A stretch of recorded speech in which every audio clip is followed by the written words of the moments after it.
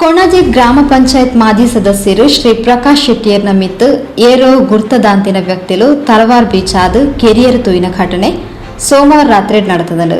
ಕೊಣಾಜೆ ವಿಶ್ವವಿದ್ಯಾನಿಲಯ ಮಹಿಳಾ ವಸತಿ ಗೃಹದ ಕೈತಲೊಪ್ಪುನ ತನ್ನ ದಿನಸಿ ಅಂಗಡಿಗೆ ರಾತ್ರಿ ಬಾಕಿಲ್ ಪಾರ್ದು ಇಲ್ಲಗ ಪಿರಪೋಪನ ಪೊರ್ತು ಈ ಘಟನೆ ನಡೆದದನ್ನು ಪಡೆದು ತೆರೆದು ಬೈದನು.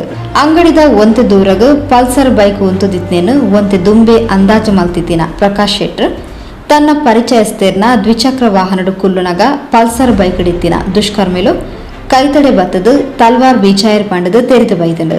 ಅಪಾಯದ ಮುನ್ಸೂಚನೆಯನ್ನು ದುಂಬೆ ಗ್ರಹಿಕೆ ಮಲ್ತಿನ ಪ್ರಕಾಶ್ ಶೆಟ್ಟಿಯರು ಅವಲೆ ಬಗ್ಗದು ಬಲ್ತದು ಬಚಾವಾಯರ ದುಂಬಾಯರು ಬಲದ ಕೈಕ್ ತಲ್ವಾರ್ ಗೀರ್ನ ಗಾಯ ಆತಂಡು.